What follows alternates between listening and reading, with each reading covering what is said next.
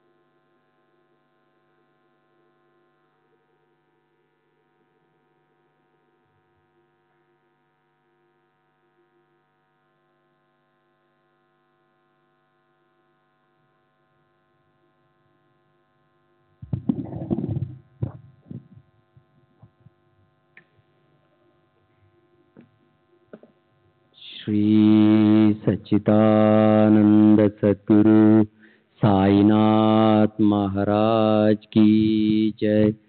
सद्गुरु श्री साईनाथ शरद बाबूजी की जय। శ్రీ సాయిబాబా సత్య చరిత్ర నిన్నటి తరువాయే 1వ అధ్యాయానికి పరిపూర్ణ వివరణ. పైన 132 ఓవి నుంచి 136 ఓవి వరకు బాబా గోధుమలు విసిరిన పనిని అర్థమేమిటో షిరిడీ గ్రామస్తులు హేమాడ్ పంత్కు చెప్పారు. అది కాక ఆ పనికి మరో ఆధ్యాత్మికపరమైన అర్థాన్ని శ్రీ నాగేష్ వాసుదేవ్ గుణాజీ తమ శ్రీ సాయి సచ్చరిత్ర అనే ఇంగ్లీష్ సంక్షిప్త అనువాద గ్రంథంలో చెప్పాడు.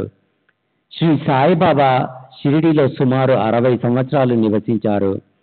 ఆ సుదీర్ఘ కాలంలో ఎన్నో రోజులు ఆ తిరగల్లో గోధుమలు విశారు. అయితే అది కేవలం గోధుమలు విసరటం కాదు, అసంఖ్యాకులైన భక్తుల పాపాలను, అదే రకంగా వారి మానసిక శారీరక దుఃఖాలను ఆయన విసిరారు. ఆ తిరగలి పైన క్రింద ఉండే రాళ్ళు తిప్పుతుండేవారు. అది జ్ఞానం. ఆ తిరగలి పైన క్రింద ఉండే రాళ్ళు రెండిట్లో ఒకటి కర్మ, ఒకటి భక్తి. అంటే కిందది కర్మ, పైది భక్తి. తిరగలి పిడికిని పట్టుకొని బాబా దాన్ని తిప్పుతూ ఉండేవారు. అది జ్ఞానం. బాబాకున్న దృఢ విశ్వాసం ఏమంటే, మన సమస్త ఆశలు, ఆకాంక్షలు, పాతకాలు, సత్వ రజస్తమాలనే త్రిగుణాలు, మనలో ఉండే సూక్ష్మము వదలడానికి అయిన అహంకారాలను సత్కర్మ, భక్తి, జ్ఞానాల సాయంతో తిరగట్లో మొదట విసిరితే ఆత్మజ్ఞానం లేదా ఆత్మ సాక్షాత్కారం ప్రాప్తించటం సాధ్యం కాదు. దీని గురించి సంత్ కబీర్ చెప్పిన ఇలాంటిదే ఒక కథ గుర్తుకొస్తోంది. ఒకసారి ఒక స్త్రీ తిరగలిలో విసర్జిస్తుంటే చూసి కబీర్ ఆయన గురువుతో ఇలా అన్నారు, నాకు ఏడుపు వస్తోంది. ఎందుకంటే ఆ తిరగలలో విసరబడుతూ పిండవుతున్న ధాన్యంలాగానే సంసార చక్రంలోపై కష్టం గురించి నాకు తెలిసింది. దానికి నిపత్త నిరంజన్ ఇలా అన్నారు, కంగారు పడకు, నాలాగే జ్ఞానమడి పిడిని గట్టిగా పట్టుకుని తిరగరి దగ్గర నుంచి దూరంగా పోకుండా మధ్య బిందువు మీద మనసును నిలుపుము. అప్పుడు నీవు దాని నుంచి ఖచ్చితంగా తప్పించుకోగలవు. 2వ అధ్యాయం. క్రిందటి అధ్యాయంలో మంగళాచరణ జరిగింది. కులదేవతకు సద్గురువుకి నమస్కరించటం అయింది. శ్రీ సాయి సచ్చరితకు బీజం పడింది. ఇప్పుడు ఇది లిఖించటం వల్ల కలిగే ప్రయోజనాన్ని చెప్పటం మొదలు పెడతాను. అలాగే రచయితకు గల అధికారాన్ని, అనుబంధాన్ని స్పష్టం చేసి వాటి గురించి కొద్దిగా చర్చిస్తాను. అప్పుడు శ్రోతలు అలవోకగా గ్రంథాన్ని అవగాహన చేసుకోగలుగుతారు. మొదటి అధ్యాయంలో బాబా గోధుమలు విసిరి కలరాని మొదలంట నశింపచేయటంతో గ్రామస్తులకు ఎంతో ఆశ్చర్యం కలిగింది. సాయిబాబా చేసిన ఈ అద్భుత లీలను విని నా మనసులో మధుర శరదృతువు లాంటి ఆనందం ఆకాశపుడు అంచులు తాకింది. నా జీవనాడుల దారుల్లో ప్రేమ పెళ్ళువ ఉవ్వెత్తున ఎగిసిపడింది. అదే ఈ సాహిత్య పరిమళాల విదజల్లే కావ్య రూపంలో ప్రకటమైంది. కనుక సాయిబాబా మహిళలను మనసుకు తోచిన విధంగా వర్ణించాలని, అలా చేస్తే అవి భక్తులకు ప్రబోధాత్మకంగానూ పాప ప్రక్షాళనం చేసేవిగానూ ఉంటాయి అనిపించింది. అందుకోసమే అంత పవిత్రమైన సాయి చరిత్రను రాయాలనుకొని ఇహపర సౌఖ్యాలను కురిపించగల ఈ కథా హవహాన్ని మొదలుపెట్టాను. మహానుభావుల చరిత్రలు సన్మార్గానికి దారి చూపగల దివ్యలు. అవి న్యాయశాస్త్రానికో లేదా తర్కశాస్త్రానికో సంబంధించినవి కావు. సత్పురుషులు వెదజల్లే కృపాకాంతి కిరణాలకు పాత్రులైన వారికి ఆశ్చర్యకారణమైనదంటూ ఏదీ ఉండదు. అయినా మీరు ఈ ఆనందామృతానికి భాగస్వాములు కమ్మని శ్రోతలకు నా ప్రార్థన. సత్సంగం పట్ల, సత్కథా శ్రవణం పట్ల సద్భావం, సదా వాటిలో నిమగ్నమయ్యే సంస్కారం ఉన్నవారికి భాగ్యమే భాగ్యం. చిరకాల సాహచర్యం ఉండి రాత్రింబవళ్ళు సహవాసం చేసిన ప్రాణ స్నేహితుడే అయినప్పటికీ అతని స్వభావాన్ని చిత్రించలేని నేను మరలాంటప్పుడు మహనీయుల చరిత్రను ఏం రాయగలను? నా స్వంత అంతరంగాన్నే నేను పరిపూర్ణంగా గుర్తించలేనప్పుడు మహనీయుని మనోభావాలకు దర్పణం పడుతూ దోషరహితంగా నేనెలా వర్ణించగలను? ఆత్మస్వరూపాన్ని అవగాహన చేసుకోవాలని ప్రయత్నం చేసి చేసి 4 వేదాలు అలసిపోయాయి. అలాంటప్పుడు బాబా మీ స్వరూప నిజస్థితి నాకు నిశ్చయపూర్వకంగా తెలిసేదెలా? మొదట స్వయంగా సత్పురుషులై ఆ తర్వాత సత్పురుషుల యథార్థ తత్వానికి తలుపులు తట్టాలి. అది నియమం. మరి సత్పురుషులను వర్ణించటం నా వల్ల ఎలా అవుతుంది? ఈ సంగతి నాకు మొదటే తెలుసు. సప్త సముద్రాల్లో నీ ఉదకాన్ని అవలీలగా కొలవచ్చు, అనంతమైన ఆకాశాన్ని కూడా ఆచ్ఛాదించవచ్చును. కానీ మహనీయుల బుద్ధిని ఆకలింపు చేసుకోలేం. నేను అల్ప మానవుణ్ణి. నా మనసుకి బాగా తెలుసు. కానీ అపరిమితమైన బాబా గొప్పతనాన్ని చూసి నాకు దాన్ని గానం చేయాలన్న కోరిక కలుగుతోంది. నేను దాన్ని ఆపుకోలేకపోతున్నాను. దీనులకు దుర్బలులకు విశ్రాంతి స్థానమైన శ్రీ సాయి మహారాజా, మీకు జయకారాలు. మీ మాయ అంతుపట్టనిది, అది అవర్ణనీయం. మీరు దాసుడిపై దయామృత రసధారలు కురిపించండి. ఈ చరిత్ర లిఖించాలని నాకు అనిపిస్తోంది. అయితే నా సాహసం చిన్ని నోటికి పెద్ద ముద్దలా అనిపించటం లేదు. నన్ను నలుగురిలో నవ్వుల పాలు కానీకండి.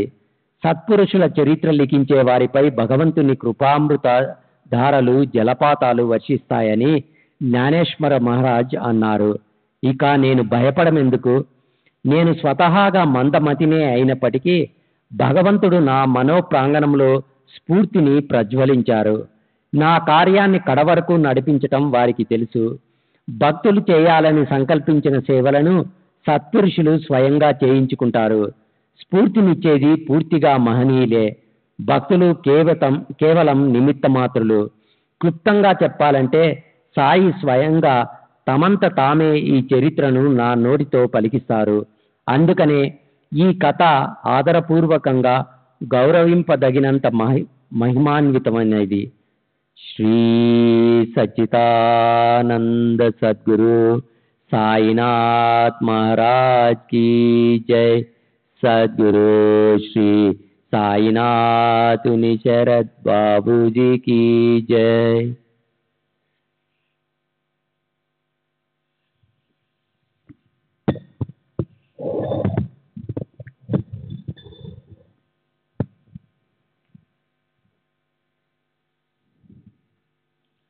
సాధు సత్పురుషులు లేదా శ్రీహరి తన హస్తాన్ని భక్తుల తలపై పెట్టి వారి చేతిని పట్టుకొని తమ చరిత్ర తామే వ్రాయించుకుంటారు. అలాగే సత్సంవత్సరము 1700 క్రీస్తు శకము 1778 మహిపతి బుద్ధికి స్ఫూర్తి కలిగించి అతని చేత సత్పురుషుల చరిత్రలు వ్రాయించి సేవ చేయించుకున్నారు. అలాంటి సేవే సత్సంవత్సరం 1800లో క్రీస్తు శకము 1878 దాస్గన్ చేత చేయించుకున్నారు. అతని చేత మొదట సాధు సత్పురుషుల చరిత్రలు వ్రాయించి సర్వులను పావనం చేశారు. భక్త విజయము, సంత విజయము, భక్తి లీలామృతము, సంత లీలామృతము అని మహిపతి వ్రాసిన ఈ 4 గ్రంథాల్లాగే దాస్గన్ 2 గ్రంథాలు వ్రాశాడు. ఒక దాని పేరు భక్తి లీలామృతం అయితే మరో దాని పేరు సంత కథామృతం. ఈ 2 గ్రంథాల్లోనూ ఈ మధ్య కాలంలోనే జీవించిన భక్తుల సత్పురుషుల గురించి వర్ణించబడింది. అందులో భక్తి లీలామృతంలోని 3 అధ్యాయాల్లో 31, 32, 33 శ్రీ సాయి మహారాజు మధుర చరిత్ర వర్ణించబడింది. దాన్ని శ్రోతలు చదవాలి. అలాగే సంత కథామృతం 57వ అధ్యాయంలో శ్రీ సాయి మహారాజు ఒక భక్తుడికి నానాసాహెబ్ చందోర్కర్కి చేసిన మధురమైన జ్ఞానోపదేశం ఉంది. అది కూడా చదవండి. అది కాక రఘునాథ సావిత్రి భజనమాల అనే పుస్తకంలోని రఘునాథరావు సౌభాగ్యవతి సావిత్రి టెండూల్కర్ల తమ అనుభవము పూర్వకమైన అలౌకిక స్థాయిలను అభంగ గీతాల రూపంలో గానం చేసి జనుల మనసులకు ఆహ్లాద సాగర్లోకి జార్చి శాంతినిచ్చారు. అదే పుస్తకానికి బాబా బిడ్డొకడు కాకాసాబ్ దీక్షిత్చే ప్రస్తావన వ్రాయించారు. ఈ అత్యంత ప్రేమభరిత కథామృతం దాహంతో తప్పించే చకోరాల కోసం వర్ణించిన అమృత వృష్టి. దాన్ని కూడా భక్తులు విచారపూర్వకంగా చదవాలి. దాస్గన్ రచించిన చిన్న చిన్న కవితలు అత్యంత మనోరంజకంగా ఉంటాయి. అందులోని బాబా లీలలు వింటే శ్రోతల మనసులు ఆనంద డొలికాల్లో ఊగిసలాడతాయి. అలాగే గుజరాతీ వాళ్ళ కోసం ఒక భక్తుడు అమిదాస్ భవానీ మెహతా గుండెల నిండా తొణికిసలాడే ప్రేమతో బాబా చమత్కారాలను ఎన్నిటినో వ్రాశాడు. ఇవి కాక కొందరు శ్రేష్ఠులైన సాయి భక్తులు సాయి ప్రభ అనే పేరు పెట్టి పూణేలో బాబా కథా సంగ్రహాన్ని ప్రచురించి ప్రసిద్ధం చేశారు. అలాంటి కథలెన్నో ఉండగా నా ఈ గ్రంథం అవసరమేమిటన్న సందేహం శ్రోతలకు అక్కడ కలగవచ్చు.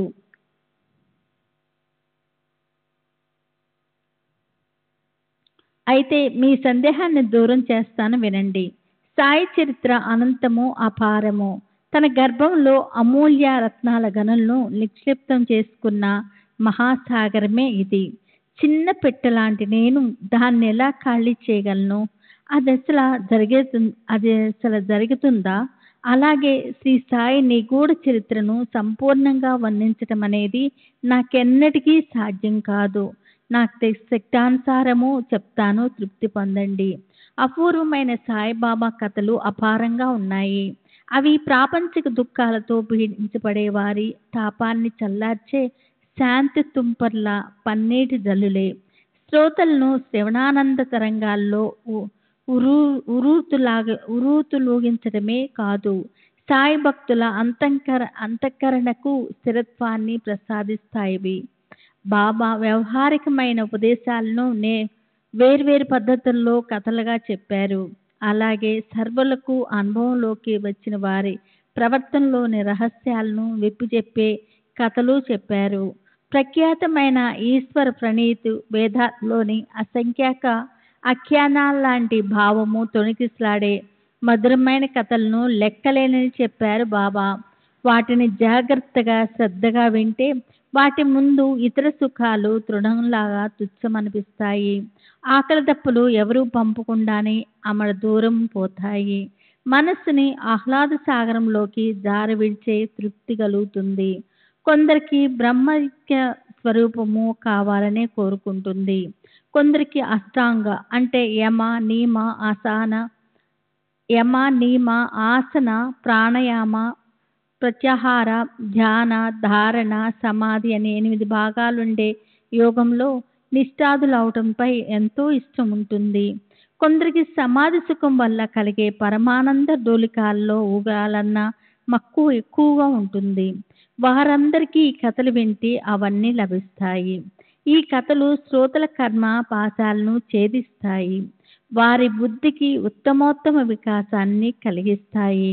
భేదభావాన్ని భస్మం చేసి సర్వులకు ఆశలకు ఊపిరిలూదే అపార సుఖాన్ని సులభం చేస్తాయి. అది చూసి అనేక రకాల కథలను చక్కగా సేకరించి ఒక మాలలా గుచ్చాలని నా మనసులో తీవ్రంగా కోరిక కలిగింది. ఇదే మంచి ఉపాసన అనిపించింది. ఈ కథలోని 4 అక్షరాలైనా చెవిలో పడితే దుఃఖాద్వేగాలతో భుజాలు రాసుకుంటూ తిరిగే జీవుల చెడు రోజులు చెప్పా పెట్టకుండా చటుక్కున పారిపోతాయి. కథను పూర్తిగా ఆదరపూర్వకంగా వింటే సాధారణ భక్తులు కూడా సంసార సాగరాన్ని సవ్యంగా దాటిపోతారు. నన్ను తమ కలంలాగా చేసుకొని బాబాయే నా కరాలతో వ్రాయిస్తున్నారు. నేను కేవలం నిమిత్త మాత్రుణ్ణి. బాబా వ్రాయించినట్లే అలాగే అక్షరాలను వ్రాస్తాను. సంవత్సరాల తరబడి చూసిన బాబా లీలలను అమాయకులు ప్రేమికులు అయిన భక్తుల కోసం సేకరించాలని మనసుకు తీవ్రంగా అనిపించింది. బాబాను ప్రత్యక్షంగా దర్శించి తమ నయనాలకు తృప్తిపరచుకోలేని వారిచే బాబా మహత్యాన్ని శ్రవణం చేయించి వారికి పుణ్యం కలిగించాలని వాటిని చదవాలని ఇచ్చ కలిగిన అదృష్టవంతులు మనసుకి పరమానందం కలగాలని తృప్తి కూడా లభించాలని మనోవృత్తి ముచ్చటపడింది. దాన్ని నేను మాధవరావు దేశపాండే చెవిన వేశాను. కానీ నా వల్ల ఈ పని ఎలా జరుగుతుంది అన్న సందేహం మనసులో సందడి చేసింది. నా వయస్సు 60 పైబడింది. చపల బుద్ధి అడ్డంకులు ఉత్తన్నమయ్యే వైపుకు ఉరకలు పెడుతుంది. అశక్తత వల్ల నా ప్రయత్నం పక్కన పడి ఉండిపోయింది. కేవలం నోటితో వాగే పిచ్చి ప్రేలాపనే మిగిలింది. అది ఇతర విషయాల్లో వ్యర్థంగా ఖర్చు కాకుండా శ్రీ సాయి ప్రీత్యార్థమే వాడి ఎలాగైనా సరే పరమార్థాన్ని సాధించాలి అని అందుకే ఈ ప్రయత్నం మొదలుపెట్టాను. అహోరాత్రులు అనుభవాల అమృతాన్ని గోలిన మనసుకి ఈ వృత్తాంతం ఒకటి వ్రాయాలి. అలా చేస్తే దాన్ని నిరంతరము మననం చేయటం వల్ల మనసుకి విశ్రాంతి లభిస్తుంది అని అనిపించింది. స్వానుభవం అనే చరణాల మీద ఆధారపడిన ఆత్మకు ఆనందాల ప్రాతకాలపు కాంతి కెరటాలని దృష్టిని కలిగించగల మాటలను బాబా ఎంతో సహజంగా పదే పదే చెప్పి ఉన్నారు. వాటిని శ్రోతలకు సాదరంగా విన్నవిస్తాను. బాబా జ్ఞాన ప్రబోధకాలైన విషయాలను ఎన్నెన్నో చెప్పారు. అనేకులకు భక్తి మార్గానికి బాటలు వేశారు. వాటిని సమగ్రంగా సేకరించాలి. అప్పుడు సాయిబాబా చరిత్ర రూపుదిద్దుకుంటుంది. ఆ కమనీయ గాథను కర్ణాపేయంగా చెప్పేవారికి, శరీరాన్నంతా శ్రవణాలుగా చేసుకుని వినేవారికి ఇద్దరి మనసులు తాపాలను చల్లార్చి విశ్రాంతిని గల పన్నీటి జల్లే అవుతుంది. చిత్తాలు ప్రశాంతిలో తడిసి ముద్దవుతాయి. శ్రీ సాయి మహారాజు పెదవుల నుండి జాలువారిన కమనీయ గాథలను వింటే భక్తుల దేహాలను బంధించిన దుఃఖాగ్ని కీలలు దిగంతాల వైపు పారిపోతాయి. వాటిని మననం చేస్తే సంసారం నుంచి తరింపు చేయగల ముక్తికాంత స్వయంగా వచ్చి తలుపులు తడుతుంది. చిన్మయ జ్యోతులు వెదజల్లే శ్రీ సాయిబాబా నోటి నుంచి వర్ణించిన మాటలు ముత్యాలు అమృత జలధారల్లా అత్యంత రసభరితంగా ఉంటాయి. వాటి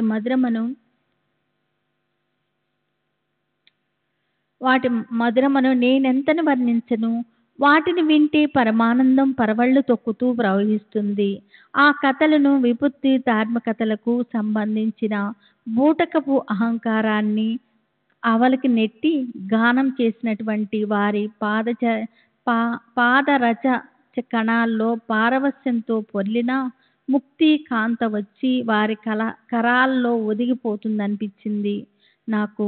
ఆ కథలు చెప్పడంలో అలౌకికమైన నైపుణ్యాన్ని, అలాగే భావ సౌరభాలు గుబ్బాళించే పదాలు అమరికలని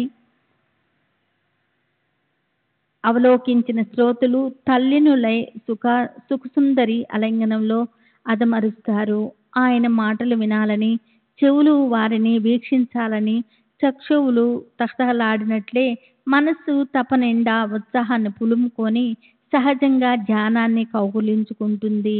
నా జనని గురుమాత ఆయన గురించిన విశేషాలను లోకుల ద్వారా ఆ నోట ఈ నోట చెప్పగా దాన్ని ఆదరపూర్వకంగా విని చెవుల్లో నిక్షిప్తం చేసుకుందాం. వాటిని పదే పదే గుర్తుకు తెచ్చుకుందాం. అలా సాధ్యమైనంత వరకు వాటిని పోగు చేసుకొని ప్రేమ బంధనంలో బంది చేసి ఒకరికొకరు చెప్పుకుందాం. ఇక్కడ నాదంటూ ఏమీ లేదు. ఇది సాయినాథుని ప్రేరణే. వారేం పలికిస్తారో నేను అదే మాట్లాడతాను. నేను మాట్లాడతాననటం కూడా అహంకారమే. సాయిబాబా స్వయంగా సూత్రధారులు. నా వాక్కును నడిపించేది వారే. అలాంటప్పుడు చెప్తాననటానికి మధ్యలో నేనెవరిని?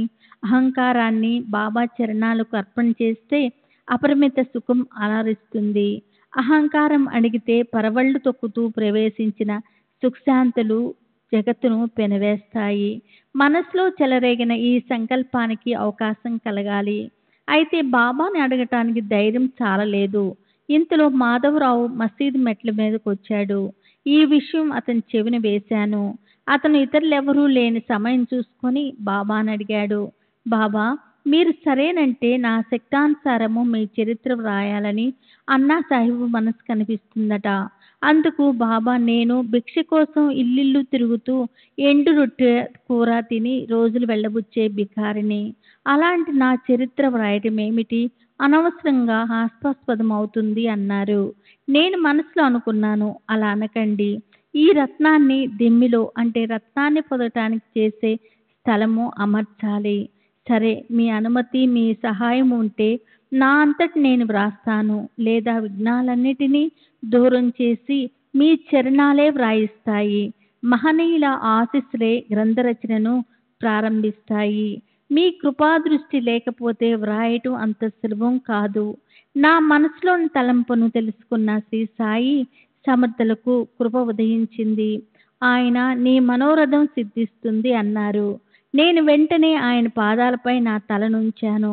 బాబా నాకు విభూది ప్రసాదం ఇచ్చారు. ఆదరపూర్వకంగా నా తలపై తమ హస్తాన్నుంచారు. శ్రీ సాయిబాబా సమస్త ధర్మాల సంపూర్ణ జ్ఞానము. వారు భక్తుల భవబంధాలను తెంచేస్తారు. మాధవరావు ప్రార్థన విన్న మీదట ఆయనకు నాపై కరుణ కలిగింది. అధైర్యాన్ని ఆలింగనం చేసుకున్న నా మనసుని శాంతింపు చేయటానికి ఆయన నాకు ధైర్యాన్ని ఇవ్వటం మొదలెట్టారు. నా మనసులోని భావార్థాన్ని తెలుసుకొని ఆయన అనుమతిపూర్వకంగా వచనామృతాన్ని వర్షించారు. నా కథను, విశేషాలను, అనుభవాలను యథాతథంగా సేకరించాలి. వాటిని చక్కగా వ్రాసి పెట్టుకోమను. అతనికి నా సహాయం సంపూర్ణంగా ఉంటుంది. అతను అన్నా సాహెబ్ దాబోల్కర్ కేవలం నిమిత్త మాత్రుడు. నా చరిత్రను నేనే వ్రాసుకుంటాను. నేనే నా కథనం చేస్తాను. నా చరిత్ర వ్రాయించుకోవాలనే ఇచ్చను నేనే నెరవేర్చుకుంటాను. అతడు తన అహంకార భావనను తొలగించి దాన్ని నా చరణాలకు అర్పించాలి. వ్యవహార క్రమంలో అలా ప్రవర్తించే వారికి నేను పూర్తిగా సాయం చేస్తాను. ఈ కథ ఏమిటి? వారి ఇంట అన్ని రకాలుగాను నేను శ్రమ చేస్తాను. అహంకార భావన తొలగిపోయి దానికి విలువ నీడ లేకుండా పోయినప్పుడు అతని అహమృతంలో నేనే సంచరించి నా చేత్తో నేనే వ్రాసుకుంటాను. అలాంటి బుద్ధితో శ్రవణ, మనన లేదా రచనను నిశ్చయంగా మొదలు పెడితే ఆ పనులు వాటంతట అవే అయిపోతాయి. అతను కేవలం నిమిత్త మాత్రుడు. విశేషాలను తప్పక సేకరించాలి. ఇంట బయట ఎక్కడున్నా సరే పదే పదే నన్ను స్మరించుకుంటూ ఉండాలి. అప్పుడు మనసులో ఆనంద సాగరాలు సృష్టించే శాంతి సొంతమవుతుంది. నా కథను విన్నా, దాన్ని ఇతరులకు వినిపించినా, వాటి గురించి చింతన చేసిన దైవంపై భక్తి ఉదయిస్తుంది. అవిద్య అధోగతి పాలవుతుంది. శ్రద్ధతో చెట్టాపట్టాలేసుకున్న భక్తులకు నేనెన్నటికీ బానిసని, ఇతరులకు నేను ఎన్నటికీ ప్రాప్తించను. ఈ విషయంలో సందేహం అక్కర్లేదు. నిజమైన శ్రద్ధతో కథను వింటే శ్రోతల మనసులో నిష్ఠ జాగృతమవుతుంది. స్వానుభవము, ఆనందము సహజాతి సహజంగా సొంతమవుతాయి. సుఖము అఖండంగా ప్రాప్తిస్తుంది. భక్తులకు ఆత్మస్వరూపము, జ్ఞానము కలుగుతుంది. జీవ శివులకు తృప్తి లభిస్తుంది. చూడటానికి అసాధ్యమైన నిర్గుణ రూపం ధ్యానంలోకి వచ్చి శుద్ధ చైతన్యం ప్రకటమవుతుంది. అదే నా కథలోని కుశలత. ఇంతకు మించి ఇంకేం కావాలి? ఇదే శృతుల సంపూర్ణ ధ్యేయము. ఆ ధ్యేయంలోని భక్తులు సంపన్నులవుతారు. వాదోపవాదాల్లో తలదూర్చే వారి వద్ద అవిద్య, మాయ అవధులు లేకుండా ఉంటాయి. వారికి స్వహితాన్ని గురించిన చింత ఉండదు. వారి బుద్ధి నిరంతరము దుష్ట, నీచ కుతర్కాలు చేస్తుంటుంది. వారు అజ్ఞానంతో ఆప్యాయంగా కరాచాలం చేస్తారు. వారికి ఆత్మజ్ఞానం ఆయుపు లేకుండా పారిపోతుంది. వారిని ఆవని సుఖము అణవంత ఉండదు. స్వర్గము, సుఖము సున్నాయే. నిరంతరము అన్ని చోట్ల అలివి కాని దుఃఖమే దరి చేరుతుంది. స్వంత అభిప్రాయ ప్రతిపాదన వద్దు. అన్యుల అభిప్రాయ ఖండన వద్దు. ఇరుపక్షాల అభిప్రాయాలను సవిస్తారంగా నిరూపించడం కూడా వద్దు. అది ఎంతో వ్యర్థము. శ్రీ సచిదానంద సద్గురు సాయినాథ్ మహారాజ్ కీ జై.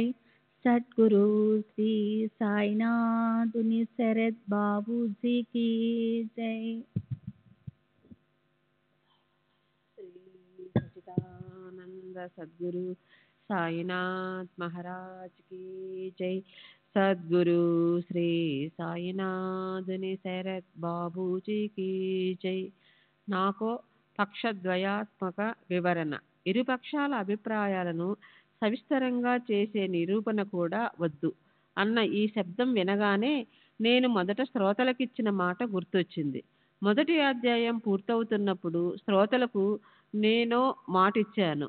అదేమిటంటే బాబా నాకు హేమట్ పంత్ అనే పేరు ఎలా పెట్టారో ఆ విషయం గురించిన కథను మొదట చెప్తాననటం. కథ మధ్యలో ఈ పిట్ట కథ వింటే దాని యోగ్యతలు నిశ్చయమై శ్రోతల జిజ్ఞాస తీరుతుంది. ఇది కూడా సాయి ప్రేరణే. తరువాత పూర్వానుసంధానంతో సాయి చరిత్ర చెప్పబడుతుంది కనుక ఈ కథను శ్రోతలు శ్రద్ధగా వినాలి. ఇప్పుడు ఈ సాయి లీలా గ్రంథంలో ప్రతి ఒక్క అధ్యాయానికి చివర భక్త హేమట్ పంత్ విరచిత అని ఉంటుంది కదా. అసలు ఈ పంత్ ఎవరు అనే సందేహం శ్రోతల మనసుల్లో సహజంగానే వస్తుంది. ఈ జిజ్ఞాసను తృప్తిపరచటం కోసం ఆ నామకరణానికి నాంది ఎలా అయిందో మీరు సాధారణంగా వినండి. జన్మించిన నాటి నుండి మరణించే వరకు దేహానికి సంబంధించి 16 సంస్కారాల హిందూ ధర్మంలోని కొన్ని అవసరమైన విధులు, ఉదాహరణకు గర్భాధానము, శ్రీమంతము, నామకరణము అంటే పసిపాపలకు పేర్లు పెట్టే సంస్కారము, ఉపనయనము, వివాహము, శ్రాద్ధము వగైరాలు గురించి శాస్త్రాల్లో చెప్పబడి ఉంది. అందులో ఒకటైన ఈ నామకరణ విధి గురించి అందరికీ తెలుసు. శ్రోతలారా, ఆ విషయానికి సంబంధించినది ఈ చిన్న కథ. ఇందులో హేమట్ పంత్ నామకరణం ప్రకటమైంది. దీన్ని శ్రద్ధగా వినండి. అసలే ఈ రచయిత కొంటె కోనంగి, ఎంత కోనంగో అంత వదరుబోతు. అలాగే అతను ఇతరులను నిందించేవాడు, ఎగతాళి కూడా చేసేవాడు. అతనికి జ్ఞాన స్పర్శ అన్న మాటే లేదు. సద్గురు మహిమ అంటే ఏమిటో తెలియదు.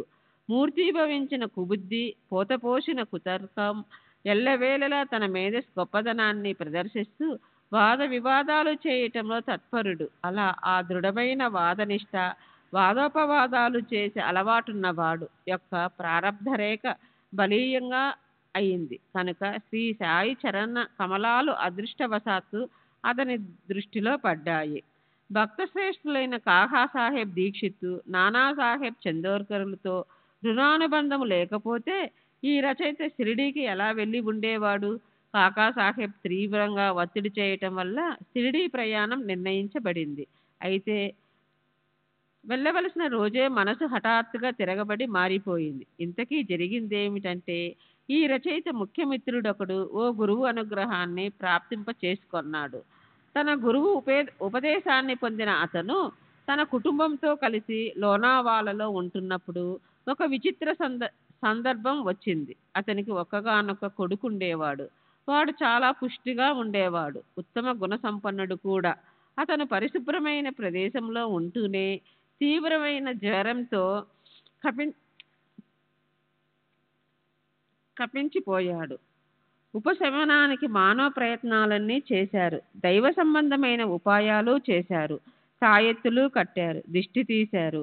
చివరికి తమ గురువుని తీసుకొచ్చి పిల్లవాడి దగ్గర కూర్చోబెట్టారు. అయినా ఆ పసివాడు మృత్యువాత పడ్డాడు. ఆ కఠిన సందర్భాన్ని చూసి ఆ భయంకర సంకటాన్ని నివారించడానికి పిల్లవాడి దగ్గరికి గురువుని తీసుకొచ్చి కూర్చోపెట్టడం అంతా వ్యర్థమైపోయింది.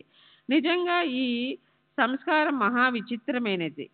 పుత్రుడెవరు, భార్య ఎవరు అనేక రకాల సంఘటనలు జరగటానికి కారణం ప్రాణిమాతృల కర్మే.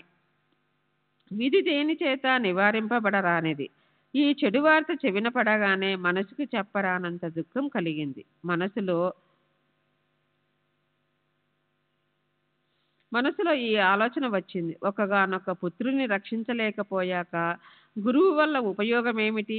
బలీయమైన ప్రారబ్ధ కర్మను చూసి సాయినాథుని చూడాలని నా మనసులో ఉప్పొంగిన ఉత్సాహం అస్తమించింది. షిరిడీకి పోవటానికి విముఖత కలిగింది. అసలు షిరిడీకి ఎందుకు పోవాలి? నా మిత్రుడికి ఎందుకు ఇలాంటి పరిస్థితి కలిగింది? గురు సాంగత్యం వల్ల ఇదేనా లాభం? గురువు మన కర్మకు ఏం చేస్తారు?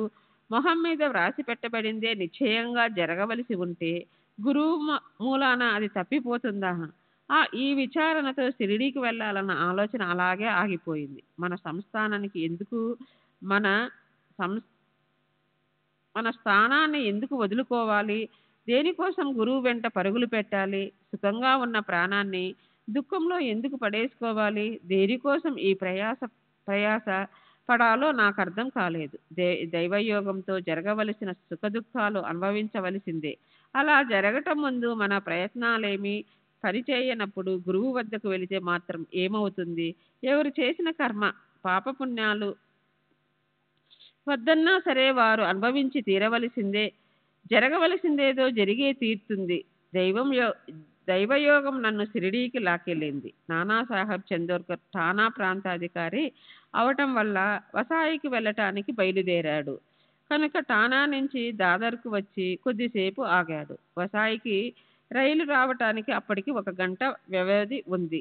అప్పుడు ఈ మధ్య సమయాన్ని ఏదో రకంగా సద్వినియోగం చేసుకోవాలని అతనికి అనిపించింది. అలాంటి స్ఫూర్తి కలగక ముందే దాదార్ స్టేషన్కు కేవలం బాంద్రాకి మాత్రమే వెళ్ళే రైలు వచ్చింది. నానాసాహెబ్ అందులో కూర్చున్నాడు. తన బసకి చేరుకోగానే నాకు కబురు పెట్టాడు. నేను అతన్ని కలిసిన వెంటనే, సాయిబాబా దర్శనానికి ఎప్పుడు బయలుదేరుతున్నారు? షిరిడీ వెళ్ళటానికి అలసత్వం ఎందుకు? బయలుదేరడానికి ఎందుకు ఇలా తటపటాయిస్తున్నారు? మీ మనసుకు నిశ్చయం ఎందుకు కలగటం లేదు అని షిరిడీ విషయం ప్రస్తావించాడు. నానాసాహెబ్కున్న ఆదుర్ద చూసి నా మనసుకు సిగ్గనిపించింది. అయినప్పటికీ నా మనసులో కలిగిన కలవరాన్నంతా అతడికి మనసు విప్పి పూర్తిగా చెప్పేశాను. అప్పుడు ప్రేమజాలువారగా నానాసాహెబ్ చేసిన శుద్ధము కరుణాపూరితము అయిన ఉపదేశం విని షిరిడీకి పోవాలన్న నా ఇచ్చ ఒళ్ళు విరుచుకుంటూ అత్యంత ఆనందదాయకంగా జాగృతమైంది. వెంటనే బయలుదేరుతా నన్నమాట. నా నుంచి తీసుకున్న తర్వాతే నానాసాహెబ్ తన ప్రయాణం కొనసాగించాడు.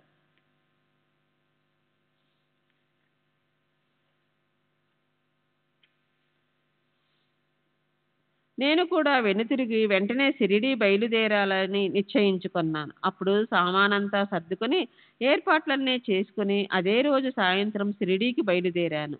సాయంత్రము మెయిలు దాదార్లో ఆగుతుందన్న ఆలోచనతో దాదార్ ఛార్జీ చెల్లించి అక్కడి వరకు టికెట్ తీసుకున్నాను. నేను బండిలో కూర్చున్నాను. బండి బాంద్రా స్టేషన్లోనే ఉండి ఇక స్టేషన్ నుంచి బయలుదేరుతుందనగా ఓ ముస్లిం వ్యక్తి హడావిడిగా లోపలికి వచ్చాడు. ప్రథమ గ్రాసి మక్షికాపాతం మొదటి ముద్దలోనే ఈగ పడటం అనే యోగం అన్నట్లు అయింది. దాదార్ వరకు టికెట్ తీసుకోవటమే అదే పని ప్రారంభంలో అవరోధమైంది. నా సామానంతా చూసి అతను ఎక్కడికి వెళ్తున్నారని అడిగాడు. నేను దాదార్ వరకు వెళ్ళి మన్మాడ్ మెయిల్ను పట్టుకోవలసి ఉందని చెప్పాను. అప్పుడు అతను వెంటనే దాదార్ స్టేషన్లో దిగకండి, మెయిల్ అక్కడ ఆగదు, మీరు బోర్బందర్ వెళ్ళండి అని సూచించాడు. సరిగ్గా సమయానికి ఈ సూచన అందకపోతే దాదార్లో మెయిల్ దొరికేది కాదు. అసలే అస్థిరంగా ఆపసోపాలు పడే నా మనసులో అప్పుడు ఏ ఆలోచనలు ఎగసిపడేవో ఎవరికి తెలుసు. అయితే నాకు ఆ రోజు షిరిడీ వెళ్ళే యోగం ఉంది.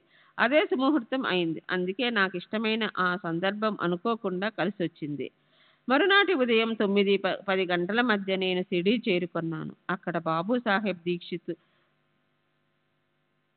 నిరీక్షిస్తున్నాడు. ఇది కీర్తి శకం 1910వ సంవత్సరం నాటి మాట. అప్పట్లో యాత్రికులకు ఉండటానికి కేవలం సాటేవాడ మాత్రమే ఉండేది. గుర్రం బండి నుంచి దిగగానే బాబాని దర్శించాలనే కాంక్ష హృదయ కవటాలు నెట్టుకుంటూ ఉప్పెనలా ఉప్పొంగింది.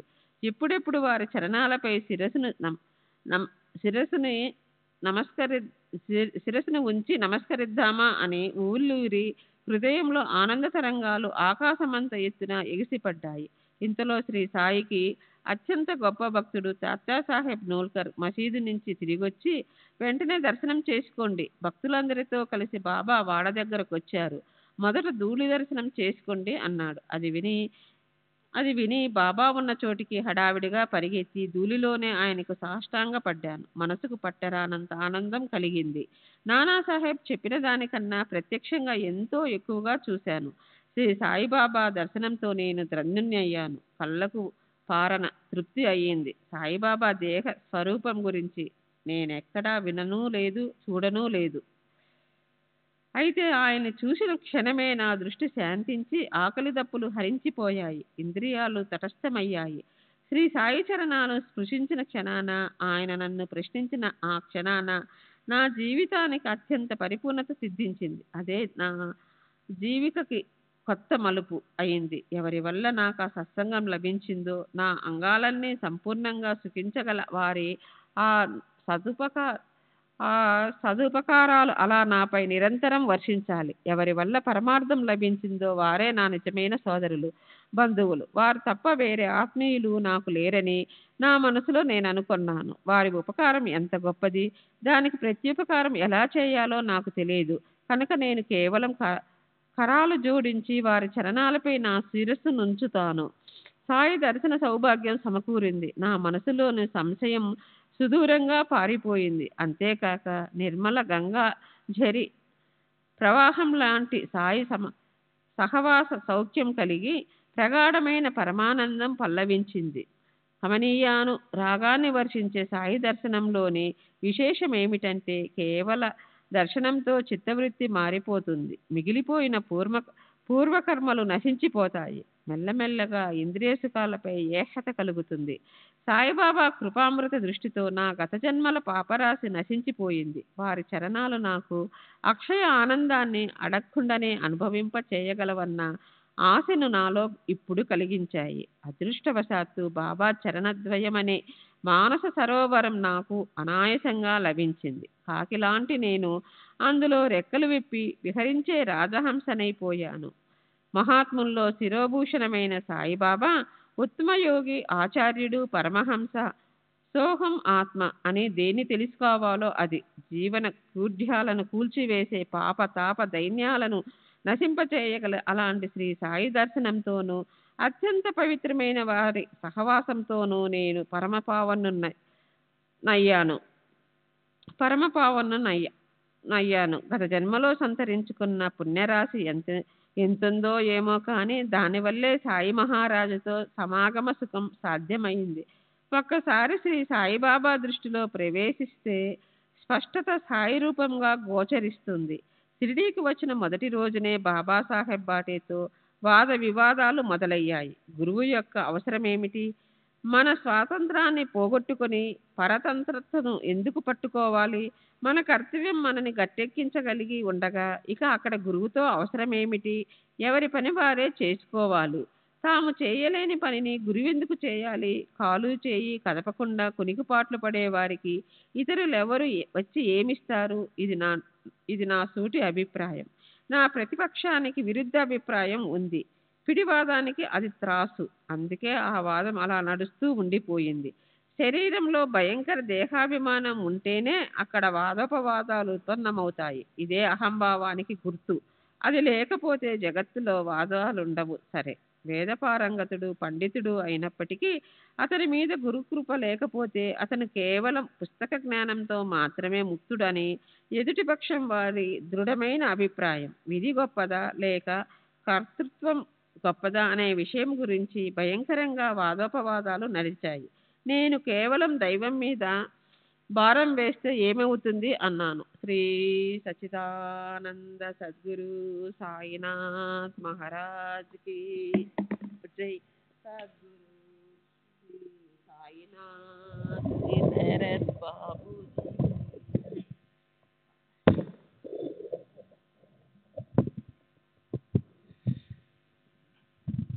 దానికి వ్యతిరేక పక్షం వారు జరగవలసిన దాన్ని అడ్డుకోలేము, భవితవ్యాన్ని ఆపలేము. నేను అనే వారంతా అలసిపోయారు. విధి ముందు ఎవరు నిలబడగలరు? ఒకటి చేస్తుంటే మరొకటి పుట్టుకొస్తుంది. మీ మేధస్సుని పక్కన పెట్టండి. అయితే నా అభిమానం నోరు మూసుకోలేదు. నేను అలా ఎలా అంటారు? అంతా చేసేవారిదే సోమరిపోతులా కూర్చుని ఉంటే దైవం ఎలా సాయం చేస్తాడు?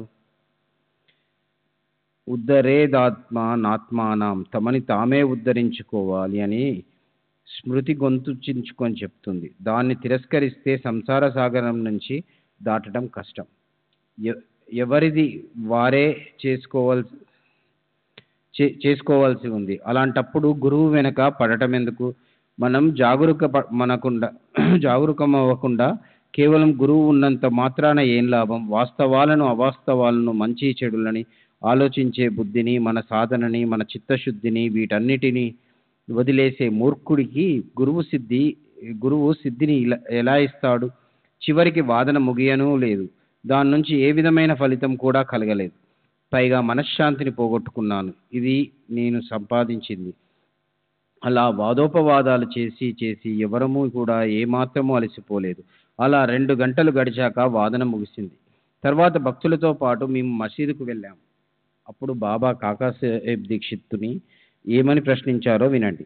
వాడాలో ఏం జరుగుతోంది? ఏమిటా వాదన? ఎందుకు దెబ్బలాడుతున్నారు? తర్వాత నా వైపు నిశితంగా చూస్తూ ఆయన ఇలా అన్నారు. ఈ హేమాడ్ పంతు ఏమంటున్నాడు? వాడా నుంచి మసీదుకు బాగానే దూరం ఉన్న బాబాకి ఈ విషయం ఎలా తెలిసిందబ్బా? ఇది నాకు చాలా ఆశ్చర్యం అనిపించింది. సరే, ఈ ప్రకారంగా కఠోర శబ్దాలు వచ్చి తీవ్రంగా తగిలినప్పుడు నేను మౌనాన్ని ఆశ్రయించాను. లజ్జతో నా తల క్రిందికి వంగిపోయింది. మొదట కలయికలోనే నేను అలా అసభ్యంగాను అయోగ్యంగాను ప్రవర్తించాను. బాబా నాకు హేమాడ్ పంత్ అన్న పేరు పెట్టడానికి కారణం ఉదయం వాడాలో జరిగిన వాదనే. అందుకే ఆయనకు హేమాడ్ గుర్తుకొచ్చాడని నేను మనసులో గుర్తించాను. దేవగిరి రాజులే దౌలతాబాదు యాదవులు. వాళ్ళు 13వ శతాబ్దంలో మహారాష్ట్ర గౌరవాన్ని పెంచారు. ఈ కారణం వల్లే ప్రౌఢ ప్రతాప చక్రవర్తి అనే పేరు పొందిన మహాదేవ అనే రాజుండేవాడు. పుణ్యకీర్తిని సంపాదించిన అతని సోదరుడి కొడుకు తన పరాక్రమంతో ప్రఖ్యాతి చెందాడు. రామరాజు అనే పేరు గల అతను యదువంశానికి మకుటమణి లాంటి వాడు. అతను రాజుల్లో గొప్పవాడు. వారిద్దరికీ బహుగుణ సంపన్నుడు. సర్వలక్షణ శోభితుడు అయిన హేమాద్రి అనే పేరు గల మంత్రి ఉండేవాడు. అత్యంత దానశీలుడైన హేమాద్రి ధర్మశాస్త్రం మీద గ్రంథాన్ని రచించాడు.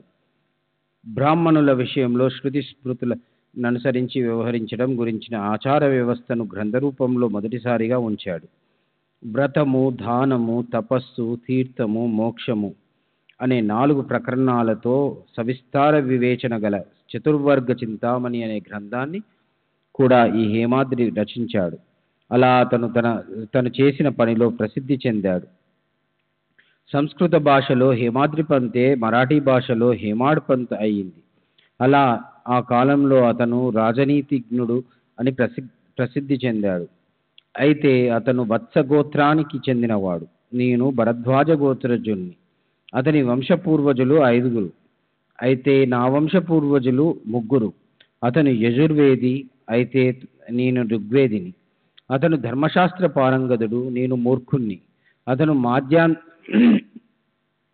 మాధ్యాందీనుడు, యజుర్వేదంలో ఒక శాఖ. అయితే నేను శాఖకు చెందినవాడిని.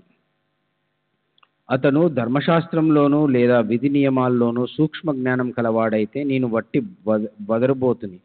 అతడు పండితుడైతే నేను బుద్ధిహీనుణ్ణి, మూర్ఖుణ్ణి. నాకు ఈ వ్యర్థమైన బిరుదెందుకు? అతను రాజనీతిజ్ఞుడు, అయితే నేను అల్పబుద్ధిని, మందమతిని. అతని రాజకరణ ప్రశస్తి పేరుగల సంస్కృత కావ్యం ప్రసిద్ధమైనది. అయితే నాకు ఒక్క సాధారణ శ్లోకం కూడా రాయటం రాదు. అతను గ్రంథరచనలో నిష్ణాతుడైతే నేను ఒక పనికిమాలినవాణ్ణి, అజ్ఞాని. అతడు ధర్మశాస్త్రంలో నైపుణ్యం గల పండితుడైతే నేను అల్పబుద్ధి గలవాణ్ణి. అతను లేఖనా కల్పతరువు అనే పేరు గల అనేక రకాల కావ్య సంగ్రహం ఉన్న గ్రంథాన్ని రచించాడు. నేను బాబాకో చిన్న పిల్లవాడిని, ఒక్క శ్లోకం కూడా రాయటం రానివాణ్ణి. ఆ కాలంలో గోరా కుంబర్, చోకా మహారు, సాంవత్ మాలి, నివృత్తినాథుడు,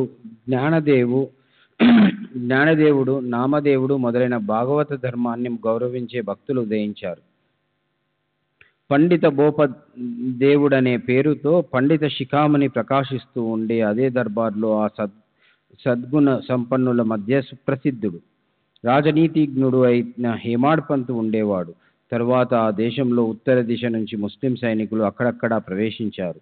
దాంతో దక్షిణ ప్రాంతం వారి బలం క్షీణించిపోయింది. నా తెలివితేటలను సన్మానించి ఈ పదవిని ఉత్తినే ఇవ్వలేదు. నాకు వాదోపవాదాల మీదున్న అభిమానాన్ని అణిచివేయడానికి ఈ వాగ్భావనాన్ని నాపై సంధించారు. ఏమీ లేని విస్తరి ఎగిరెగిరి పడ్డట్లు, ఊరికే ఏ యోగ్యత లేకుండా ఇష్టమొచ్చినట్లు వాగే నా కళ్ళకు సమయానికి అంజనం పెట్టి బాబా నా కళ్ళు తెరిపించారు.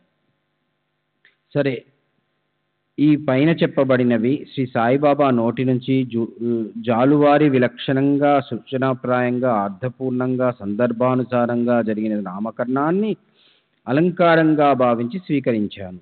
దానితో వాదోపవాదాలు అత్యంత హానికరము, అమంగళానికి చిహ్నము అన్న గుణపాఠాన్ని ఆయన నాకు ప్రసాదించారు.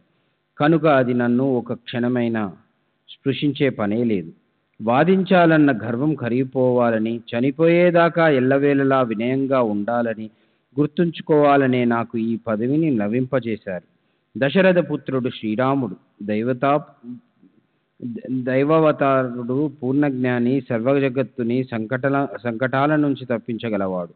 ఆయన్ని సమస్త ఋషి గణాలు సదా ధ్యానిస్తారు. ఆయనే వశిష్ఠ ఋషి పాదాలు పట్టుకున్నాడు. శ్రీకృష్ణుడు సాక్షాత్తు పరబ్రహ్మ స్వరూపం. అయితే ఆయన కూడా గురువుని ఆశ్రయించాడు. ఆయన గురువు సాందీపుని ఇంట్లో కట్టెలు మోయవలసి వచ్చింది. ఎన్నో ప్రయాసాలు కోర్చాడు. ఇక అక్కడ నేనెంతట వాణ్ణి? నేను ఇంకా ఏం చేయాలి? వాదనల్లోకి ఎందుకు దిగాలి? గురువు లేకుండా జ్ఞానం లేదా పరమార్థం లభించడం అసాధ్యం. ఈ విషయాన్ని శాస్త్రాలు చెప్పి దృఢపరిచాయి. వాదోపవాదాలు చేయటం మంచిది కాదు. ఎవరితోనూ పోటీ పడకూడదు. మనలో శ్రద్ధ, సహనం, పరస్పరం కరాచలనం చేయకపోతే పరమార్థాన్ని ఏమాత్రం సాధించలేం. తరువాత అది కూడా అనుభవంలోకి వచ్చింది.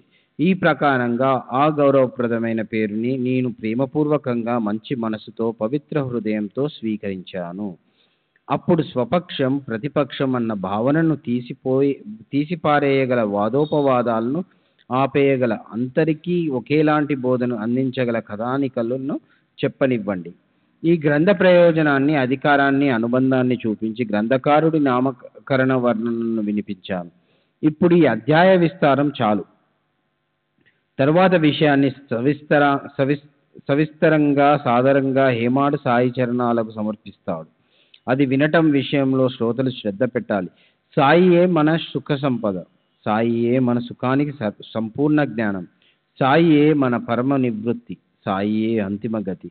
సాయి చరిత్రను వినండి. సాయి కృపామృతంతో దుస్తర సంసార భీతి నుంచి విముక్తి కలిగించుకోండి. కలియుగంలోని దుష్టవాసనలను సమూలంగా నశింపజేసుకోండి. సర్వులకి శుభమస్తు. ఈ ప్రకారంగా సాధు సత్పురుషుల ప్రేరణతో భక్త హేమాడ్ పంత్ రచించిన శ్రీ సాయి సమర్థుల సచ్చరిత్రలోని కథా ప్రయోజనం నామకరణం అనే పేరుగల 2వ అధ్యాయం ముగిసింది. శ్రీ సద్గురు సాయినాథ అర్పణమస్తు. శుభం భవతు. 3వ అధ్యాయం గ్రంథ ప్రయోజనం అనుమతి. గ్రంథం రచించడానికి కారణం గ్రంథ రచనకు బాబా సమ్మతి. శ్రీ గణేశునికి నమస్కారం, శ్రీ సరస్వతీదేవికి నమస్కారం, శ్రీ గురు మహారాజుకి నమస్కారం, శ్రీ కులదేవతకి నమస్కారం, శ్రీ సీతా శ్రీరామచంద్రులకి నమస్కారం, శ్రీ సద్గురు సాయినాథునికి నమస్కారం. ఇప్పుడు జరిగిన కథ చెప్పవలసి ఉంది. శ్రీ సాయిబాబా పూర్తిగా అభయం ఇచ్చి చరిత్ర రాసేందుకు నా అనుమతి పూర్తిగా ఉంది. నీవు నీ పని చెయ్యి. ఎప్పటికీ మనసులో ధైర్యాన్ని కోల్పోకు. నా మాటలు విశ్వసించు. మనసులో నిశ్చయం దృఢతరం చేసుకో. నా లీలలను రాయి. వాటిని భక్తిభావంతో వింటే కుటుంబపరమైన చింతలను, యాతనలను మర్చిపోతావు. అప్పుడు అజ్ఞానంతో చేసే పాపాలు నశించిపోతాయి. శ్రవణమనే సాగరంలో భక్తి ప్రేమలనే అమృత తరంగాలు ఎగిసిపడతాయి. అందులో మునకలు వేస్తే ఉపదేశ రూపరత్నాలు అలవోకగా అరచేతిలో పడతాయి అన్నారు. అది విని నా మనసులోని శంక సదూర తీరాలకు పలాయనం చిత్తగించింది. సాయి కారుణ్య కాంతిలో కరిగిపోతూ, ఆయన చరణారవిందాలపై రాలిపోతూ నేను ఉప్పొంగే హర్షంతో వందనం చేశాను. అప్పుడు గుర్తొచ్చినట్లు ఆయన చరిత్రను రాయటం ప్రారంభించాను. బాబా పెదవుల నుంచి జాలువారిన ఆ పలుకులను విన్న నేను అవి ఖచ్చితంగా జరిగి తీరుతాయని బాగా గుర్తుపెట్టుకున్నాను. నేను మాత్రం జీతం లేకుండా ప్రయోజనాన్ని పొందిన కూలీనయ్యాను. చూడండి, శ్రీహరి మహిమ ఎంత తెలియబడరానిదో. అది ఆయనకి తప్ప మరెవరికీ తెలియదు. శృతి, ధర్మశాస్త్రాలు, వేదాలు మూగబోయాయి. ఆయన ఆచూకీ ఎవరికీ తెలియలేదు. శాస్త్ర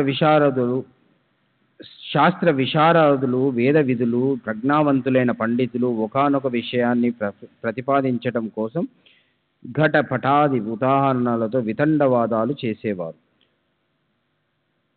వీళ్లతో మోసపోకండి. శ్రీహరి తన భక్తులకు ఆట వస్తువు. ఆయన అమాయకుల కోసం అలమటిస్తాడు. ప్రేమ కోసం తన సర్వస్వంతో వారికి అధీనుడైపోతాడు. అయితే భక్తి ఉన్నట్లు నటించే వారిని ఆయన ఎట్టి పరిస్థితుల్లోనూ కలవడు. ఇందులోనే నీకు సకల శుభాలు ఉన్నాయి. ఇందులోనే నా అవతార కార్యానికి సాఫల్యత ఉంది. చూడు, నేను పదే పదే చెప్పేది ఇదే. దీన్ని గురించే నాకు చింత. శ్యామ మరో విషయం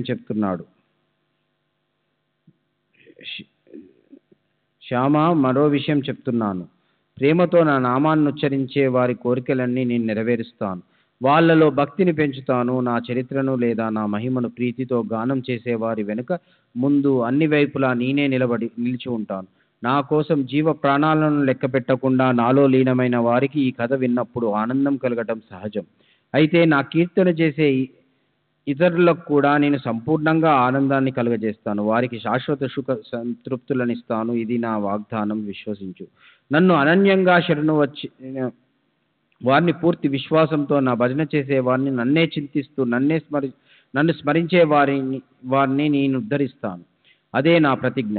గుండెల నిండా నా నామాన్ని నిరంతరం నింపుకొని నా పట్ల భక్తిని పెట్టుకొని నా పారాయణ చేస్తూ నన్నే ధ్యానించే వారికి విషయాలనేవి ఎక్కడ గుర్తుంటాయి? నా కథను కేవలం విన్నంత మాత్రాన రోగం నయమవుతుంది. నా భక్తులను నేను కాలుడి కరాల దష్ట్రాల నుంచి కాపాడుతాను. నా కథలను శ్రద్ధగా విని పూర్తిగా మననం చేయాలి. మననం చేసిన దాన్ని నిధిధ్యాసన చేయాలి. అప్పుడు తృప్తి కలుగుతుంది. అహం సోహం భావన కరిగిపోతుంది. శ్రోతల మనస్సు ఏకన్ముఖం అవుతుంది. పరిపూర్ణ శ్రద్ధ వల్ల ఉన్మని స్థితి, పరమేశ్వర చింతనలో లీనత కలుగుతుంది. చిత్తం చైతన్యంతో నిండిపోతుంది. సాయి సాయి అనే నామస్మరణ కలియుగానుసారం ఉత్పన్నమయ్యే దుష్ట వాసనలన్నిటినీ దగ్ధం చేస్తుంది. ఒక్కసారి చేసే సాష్టాంగ నమస్కారంతో మాట్లాడడం వల్ల లేదా వినికిడి వల్ల కలిగిన పాపాలు నశించిపోతాయి. గ్రంథ రచన అనేది సాధారణమైన పనేమీ కాదు. అయినప్పటికీ బాబా ఆజ్ఞను నేను నమ్రతతో అంగీకరించాను. బాబా లాంటి ఔదార్యవంతుడైన దాత ఉండగా నేను హైన్యంగా దైన్యంగా ఎందుకుండాలి? కొందరి చేత ఆయన దేవాలయాలు చేయించారు. కొందరికి హరికథా సంకీర్తనల్లో లీనం చేయించారు. కొందరిని తీర్థయాత్రలకు పంపారు. నన్ను రచనలో కూర్చోబెట్టారు. అందరికన్నా అల్పజీవిని నేను. అయితే ఆ కరుణామృత సాగర్లు, అత్యంత దయాళులు సాయి నా పట్ల ఎందుకిలా ప్రసన్నులైనారో నాకు తెలియదు. గురుకృప ఎంత ఆశ్చర్యకరమైనదంటే అది రవ్వంత తడిలేని చోట కూడా ఎండి మ్రోడైన వృక్షాలకు సైతం పూలను ప్రసాదిస్తుంది. ఏమాత్రం ప్రయత్నం లేకుండా వాటిని ఫలాలతో నింపేస్తుంది. కొందరు మఠాలను నిర్మిస్తారు. కొందరు దేవాలయాలు లేదా స్నానఘట్టాలను కట్టిస్తారు. నేను చరిత్ర రచనని సరళ మార్గంలో అవలంబిస్తాను. కొందరు సన్మానపూర్వకంగా పూజ చేస్తారు. కొందరు సుతారంగా చేత్తో పాద సంహావన చేస్తారు. అయితే నాకు గుణ సంకీర్తన చేయాలని ముచ్చటగా ఉంది. కృతయుగంలో పరమేశ్వర ధ్యానంతో, త్రేతాయుగంలో యజ్ఞం చేస్తూను, ద్వాపర యుగంలో పూజతోనూ ప్రాప్తించేదంతా కలియుగంలో గురుభజనతోనూ భగవంతుని నామఘోషతోనూ ప్రాప్తిస్తుంది. నేను అసలు ఏ యోగ్యత లేనివాణ్ణి. నా దగ్గర పూర్తిగా చింకిగుడ్డలే ఉన్నాయి. సరైన వస్త్రం ఒక్కటి కూడా లేదు. నా వద్ద అనేక విషయాలు పరిజ్ఞానం ఉంది, కానీ అందులో ఒక్కదాని గురించి నా పరిపూర్ణ జ్ఞానం లేదు. మరి అలాంటి పెద్ద కఠిన కార్యాన్ని నేనెలా స్వీకరించాలి? ఏ ప్రయత్నం చేయకుండా హాయిగా కూర్చుందామంటే ఆజ్ఞను ఉల్లంఘించిన పాపం పట్టుకుంటుంది. లేక ఆజ్ఞ పాలన చేద్దామంటే దాని నుంచి గట్టెక్కటం ఎలా అన్న భయం పట్టుకుంది. సాయి సమర్థులు యథార్థ స్థితిని యథాతథంగా వర్ణించడం ఎవరితరం? భక్తుల కోసం కృపతో ఆయనే స్వయంగా చెప్పిస్తారు. వాణి చేరుకోలేని చోటుకి పోవాలని నేనెందుకు ఆశ పెట్టుకోవాలి అని ఎవరైనా అనటానికి అవకాశం లేదు. నేను చేత్తో కలం పట్టుకోగానే బాబా నా అహమ్మత్వాన్ని అణిచివేసి తమ కథను తామే రాసుకుంటున్నారు. కనుక ఈ గొప్పతనం వారిదే. ఇది మహాత్ముల చారిత్రక రచన. మహాత్ములు తప్ప మరొకరు దాన్ని రాయలేరు. తర్కానికి అందని బాబా గుణాలను అవగాహన చేసుకోవటం అంటే ఆకాశం అనే అప్సరాంగనను ఆలింగనం చేసుకోవటంలా ఉంటుంది. ఆయన మహత్యం అత్యంత కఠినం. ఆయన్ని వర్ణించగల సామర్థ్యం నా బుద్ధికి లేదు.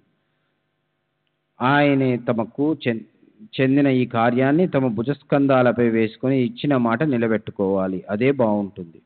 శ్రీ సచ్చిదానంద సద్గురు సాయినాథ్ మహారాజ్ की जय. सद्गुरु श्री साईनाथ शरद बाबू जी की जय.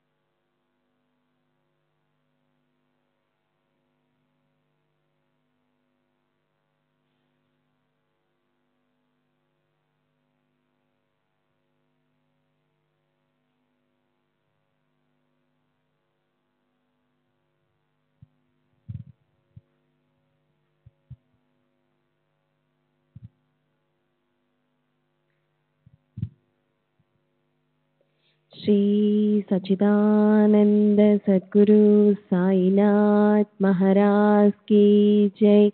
सद्गुरु श्री साईनाथ गुनीसरत बाबू जी की जय। साई रहम नजर करना, बच्चों का पालन करना। साई रहम नजर करना, बच्चों का पालन करना। जाना तुमने जगत मसारा, सब ही झूठ जमाना। जाना तुमने जगत मसारा, सब ही झूठ जमाना। साई रहम नजर करना, बच्चों का पालन करना। साई रहम नजर करना, बच्चों का पालन करना। मैं अंधा हूँ बंदा आपका, मुझसे पद दिखलाना। मैं अंधा हूँ बंदा आपका, मुझसे पद दिखलाना। साई रहम नजर करना, बच्चों का पालन करना। साई रहम नजर करना, बच्चों का पालन करना। दासगणों कहे अब क्या बोलो, थक गई मेरी रसना।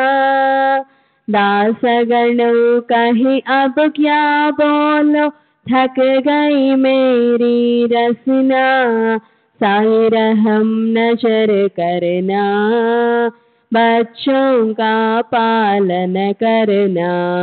साई नजर करना, बच्चों का पालन करना।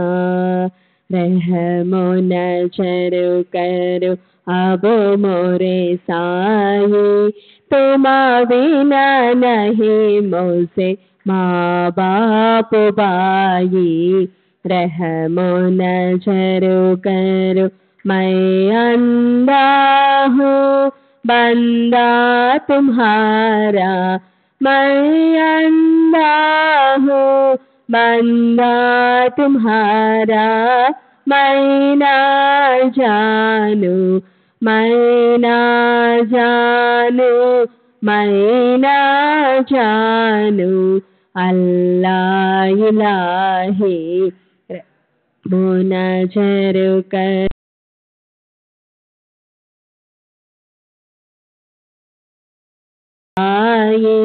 तुम बिना नहीं मुझसे माँ बाप भाई। रहमो नजर कर काली ज़माना मैंने गमाया। काली ज़माना मैंने गमाया। साथिया किरका, साथिया किरका, साथिया किरका, तुम बिना कोई। रहमो नजर करो, रहमो नजर करो अब मोरे साई। तुम बिना नहीं मुझसे माँ बाप भाई।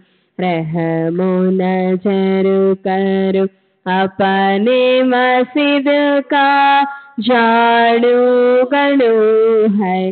अपने मस्जिद का झाड़ू गड़ू है। मालिक हमारे, मालिक हमारे, मालिक हमारे तुम बाबा साई। रहमो नजर करो, रहमो नजर करो अब मोरे साई। तुम बिना नहीं मुझसे माँ बाप भाई। रहमो नजर करो। श्री सच्चिदानंद सद्गुरु साईनाथ महाराज की जय। सद्गुरु श्री साईनाथ निसरत बाबू जी की जय।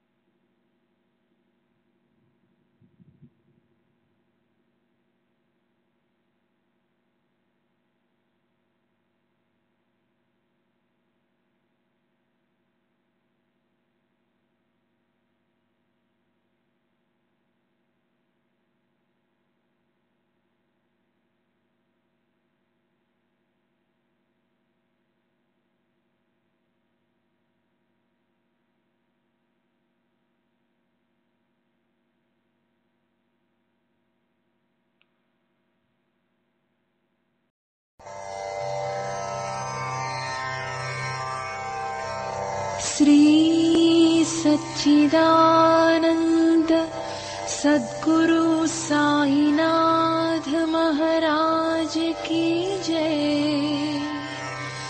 सद्गुरु श्री साईनाथुनि शरद बाबू जी की जय।